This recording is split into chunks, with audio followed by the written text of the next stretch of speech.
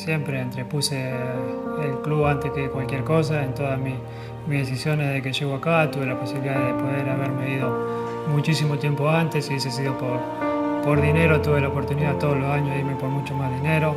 Y siempre dije que esta era mi casa y que era muy difícil que yo me vaya de acá. Y era lo que realmente siento y sentía, porque mejor que acá es difícil estar en otro lado, pero sentía que necesitaba un cambio y que quería probar nuevas cosas y que necesitaba nuevos objetivos y aspirar a cosas nuevas. So guys welcome back to another video.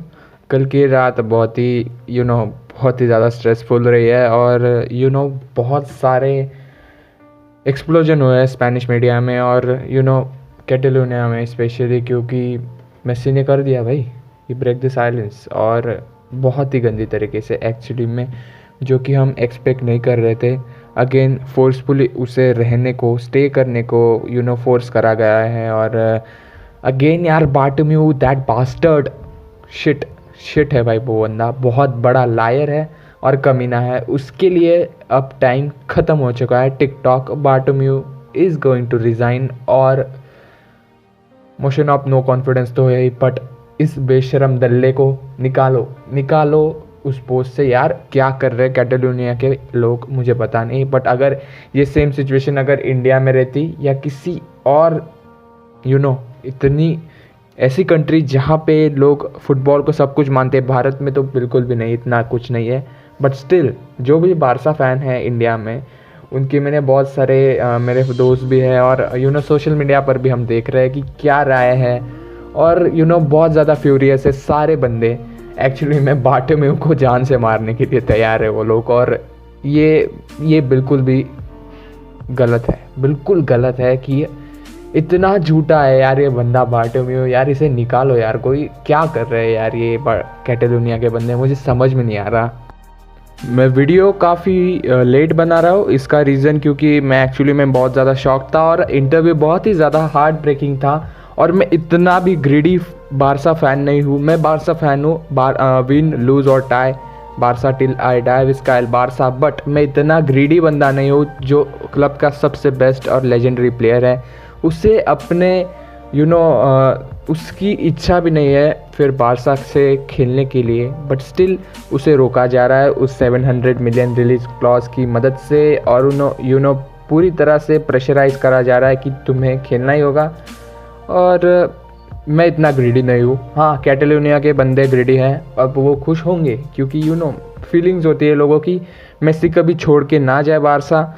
But again, अगर आप दिल से सोचो और दिमाग से भी, interview आप देखो तो उसके वर्ड्स कहीं ना कहीं दिल को लगते हैं भाई, सच में लगते हैं उसके वर्ड्स। और मैं इतना ग्रीडी नहीं हूँ कि इस इंटरव्यू के बाद मैं मेसी को बारसा टी शर्ट में देख पाऊँगा अनहैप्पीली, क्योंकि उसने पूरी तरह से क्लियर कर दिया कि वो हैप्पी नहीं है। और वो उसने कह दिया एक्चुअली, यार अगर आप इंटरव्यू देख ही लिया होगा आपने, इंग्लिश सबटाइटल भी अवेलेबल है और पोस्ट भी आ रहे थे। ट्विटर तो फट चुका है पूरी तरह से। सो मैं इतना ग्रीडी बारसा फ़ैन नहीं हूँ कि उसके अगेंस्ट विल के अगेंस्ट मैं इस तरह से फोर्स करूँगा उसे स्टे करने के लिए। अगर यहाँ पे अब बोर्ड ऑफ डायरेक्टर्स इनकी तो वाट लगनी चाहिए, साले बर्बाद हो जाने चाहिए साले। लेकिन मैं बात करूँगा यहाँ पे अब अगर कुछ चेंजेस आते हैं तो क्या मेसी को एक और अपॉर्चुनिटी मिले कि उसका फ्यूचर उसे डिसाइड करने के लिए। और यहाँ पे मैं क्लियर कर दूँ ना, तो यार कैटेलन फैंस बहुत ज़्यादा एंग्री है इस बारे में और वो उसे जाने नहीं देंगे, दैट इज़ द पॉइंट। और वो हैप्पी भी नहीं होगा तो उसे खेलना पड़ेगा।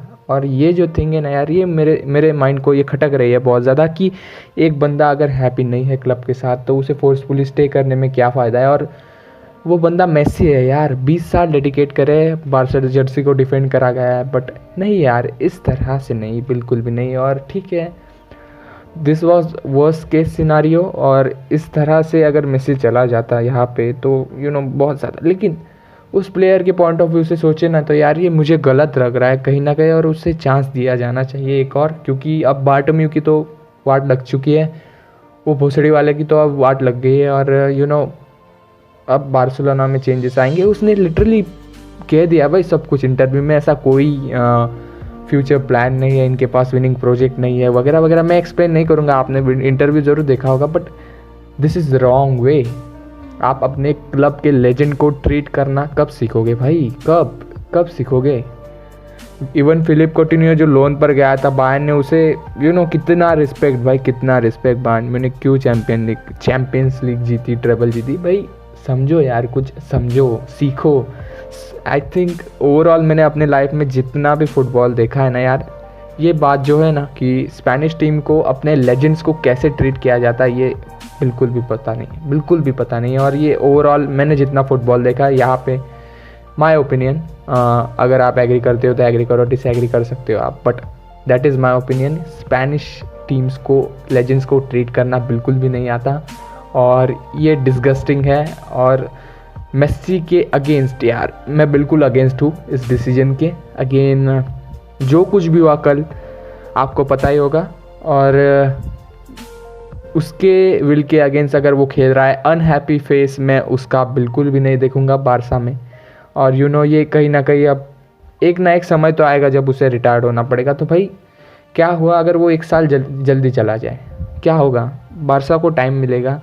बारसा उसने खुद कहा कि यंग प्लेयर्स को इंट्रोड्यूस करना बहुत ही ज़्यादा इम्पॉर्टेंट है, क्योंकि मैंने ऐसा सोच लिया है, ऐसा मेसी ने कहा है एक्चुअली, क्योंकि उसे लग रहा था एक्चुअली में कि उसका टाइम ओवर हो चुका है बारसा में, उसे रिटायर्ड यही होना था। बट यार प्लेयर्स यार, 3 सालों में जो कुछ हुआ है, ये रोम से स्टार्ट होके अब बायर्न तक, ये बहुत पुराना डिसीजन था। वो सोच रहा था उसके बारे में, बट स्टिल अभी जो डिसीजन उसने लिया है वो फाइनल था। बट अगेन ये रिलीज क्लॉज, क्या चक्कर है भाई? और उसने ये भी कह दिया यार कि वो अपने क्लब, अपनी लाइफ है बार्सिलोना, उसकी लाइफ है, उसके अगेंस्ट लीगल डिस्प्यूट कैसे करेगा?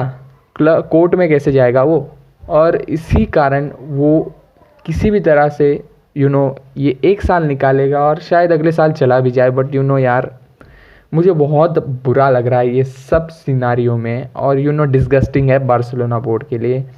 शर्म कर ले बार्टोमेउ यार, निकल यहाँ से, निकल पहली फुर्सत में साले।